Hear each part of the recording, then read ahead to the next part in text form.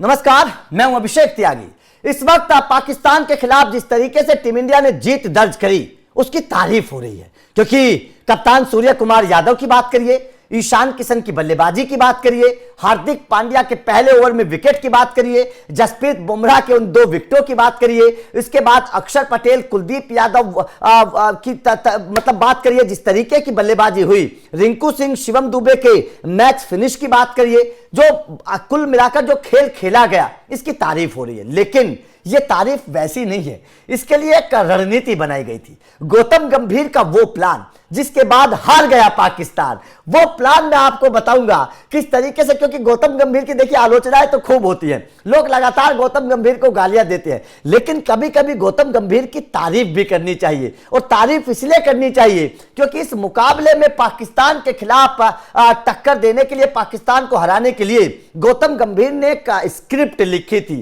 एक प्लानिंग की थी, और वो प्लानिंग कामयाब हो गई, क्योंकि पाकिस्तान एक तरीके से पूरी तरीके से धराशायी हो गई। एक भी तरकश में जो तीर था पाकिस्तान का वो नहीं चल पाया। आप बाबर की बात करिए, शाहीन की बात करिए, उस्मान की बात करिए, साहिबजादा फरहान की बात करिए, कप्तान की बात करिए, सारे के सारे खिलाड़ी फेल हो गए। अब ये फेल कैसे हुए ये समझना बेहद जरूरी है। गंभीर की 3 रणनीतियां थी, तीनों रणनीति के बारे में बताऊंगा, जिन रणनीतियों के दम पर गौतम गंभीर ने भारत को जिताया और पाकिस्तान को हराया। जाहिर तौर पर गौतम गंभीर की इस रणनीति की, चाल की इस वक्त तारीफ हो रही है, क्योंकि हम आलोचना करते हैं गौतम गंभीर की कोचिंग में टीम इंडिया हारी है तो सवाल खड़े होते हैं, लेकिन अब पाकिस्तान के खिलाफ जीती है और वो भी इतनी धमाकेदार अंदाज से, तो गौतम गंभीर की रणनीति की तारीफ भी होनी बेहद जरूरी है। अब गंभीर की क्या रणनीति थी, चलिए समझते हैं ग्राफिक्स के माध्यम से। एक बार आपको भी समझ आएगा कि वास्तव में गंभीर कितने गंभीर थे इस मुकाबले को लेकर।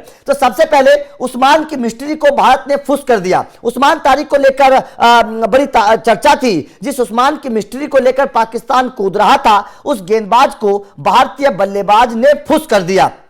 मैच से पहले भारतीय बल्लेबाजों ने उस्मान की गेंदबाजी एक्शन की नकल उतारकर खूब प्रैक्टिस की। उस्मान के खिलाफ धैर्य के साथ बल्लेबाजी करके उनकी मिस्ट्री को बेअसर कर दिया। उस्मान ने अपने 4 ओवर में 24 रन देकर केवल 1 विकेट लिया। खबर के मुताबिक टीम इंडिया ने उस्मान की मैच से पहले वीडियो देखी थी, जिसके बाद उनके खिलाफ खेलने की रणनीति बनाई गई।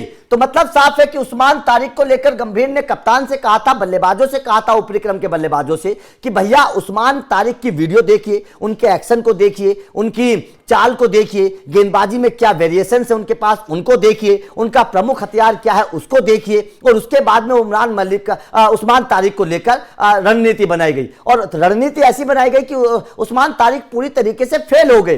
फेल क्या हो गए? खौफ हो गया उनके अंदर। वो शुरुआत में 10 ओवर में गेंदबाजी करने के लिए ही नहीं आए। तो इससे आप अंदाजा लगा सकते हैं कि रणनीति गौतम गंभीर की जो थी वो कामयाब साबित हो गई। उस्मान तारिक के खिलाफ जो हवा बनाया जा रहा था वो हवा फेल हो गया। अब दूसरी बात समझिएगा। दूसरी बात क्या है? ईशान किशन पर कोई दबाव नहीं था। दरअसल ईशान ने पाकिस्तान के खिलाफ तूफान मचाया था। मैच से पहले गंभीर ने उन्हें खुलकर खेलने की छूट दी थी। अभिषेक के आउट होने पर ईशान ने खुद पर दबाव नहीं आने दिया। ईशान की बल्लेबाजी मैच का टर्निंग पॉइंट साबित हुई। मतलब कोच गौतम गंभीर की और ईशान किशन की मैच से पहले चर्चा हुई थी, बातचीत हुई थी। गौतम गंभीर ने ईशान किशन से कहा था कि आप इस प्रेशर में मत रहना कि आप आउट हो जाओगे तो कोई प्रेशर आपके ऊपर आ जाएगा, आपको बाहर कर दिया जाएगा। आपको बाहर नहीं किया जाएगा, आप पूरा विश्व कप खेलेंगे। आपका काम है प्रेशर हटाना, प्रेशर बिल्कुल मत लेना। और उसका नतीजा साफ हुआ कि अभिषेक शर्मा के आउट होने के बावजूद भी ईशान किशन ने प्रेशर महसूस नहीं किया और वो लगातार शॉट खेलते रहे,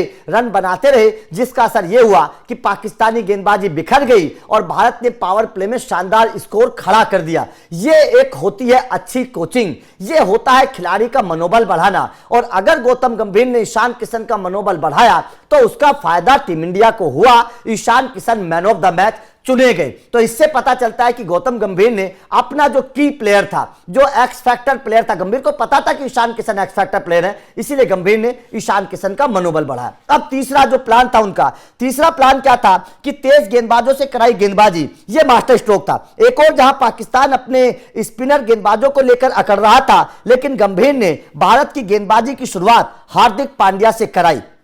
गंभीर की रणनीति सही साबित हुई और पहले ही ओवर में साहिबजादा फरहान आउट हो गए। इसके बाद जसप्रीत बुमराह से दूसरा ओवर करवाया गया जो गंभीर का मास्टर स्ट्रोक साबित हुआ। जिस पिच पर स्पिनर्स अपना जाल बुन रहे थे उस पिच पर हार्दिक और बुमराह ने मिलकर शुरुआत में 3 विकेट लेकर पाकिस्तान को गच्चा दे दिया और केवल गच्चा नहीं दिया, पाकिस्तान को एक तरीके से मैच से बाहर कर दिया था। हार्दिक पांड्या और जसप्रीत बुमराह के उस 2 ओवरों ने, उन 2 ओवरों में पाकिस्तान की कमर टूट गई थी और पाकिस्तान मैच हार गया था। यह गंभीर का प्लान था। जबकि टीम इंडिया के पास भी स्पिनर्स थे, टीम इंडिया भी अगर चाहती तो इस स्पिन फ्रेंडली पिच पर अपने स्पिनर से शुरुआत करवा सकती थी। अब से पहले टीम इंडिया ने कभी कभी ऐसा किया है, गंभीर भी इस रणनीति को बनाते हुए आए हैं। हमारे पास वरुण चक्रवर्ती, कुलदीप, अक्षर जैसे गेंदबाज थे, तिलक वर्मा भी थे हमारे पास, लेकिन गंभीर ने वो प्लान नहीं बनाया। गंभीर ने अपनी अलग रणनीति बनाई और तेज गेंदबाजों से शुरुआत कराई और इसका असर नजर आया क्योंकि पाकिस्तान को उम्मीद नहीं थी कि भारतीय गेंदबाजी जो है वो इस तरीके से शुरुआत होगी। पाकिस्तान ने तो स्पिनर्स पर दाव लगाया था और कप्तान सलमान अली आगा, सैम अयूब खुद आए थे गेंदबाजी करने के लिए, लेकिन भारत ने अलग रणनीति बनाई और उस रणनीति का फायदा हुआ टीम इंडिया को और पाकिस्तान की शुरुआत में ही 3 विकेट गिर चुके थे जिसके बाद पाकिस्तान फिर उबर नहीं पाई और बचा कुचा जो काम था वो स्पिनर्स ने पूरा कर दिया था। तो यह गंभीर की चाल थी।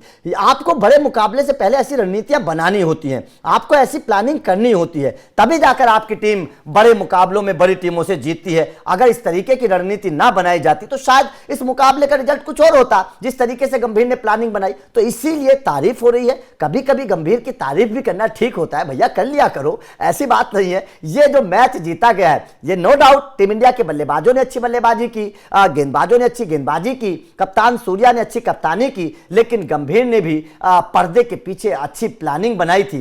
उस्मान तारिक की वीडियोस दिखाई गई, प्लानिंग तैयार की गई, ईशान किशन को कॉन्फिडेंस दिया गया, मनोबल बढ़ाया गया और हार्दिक पांड्या और जसप्रीत बुमराह से पहले शुरुआती ओवर करवा के गंभीर ने एक तरीके से मास्टर स्ट्रोक चला था जिसका फायदा भारतीय टीम को हुआ है।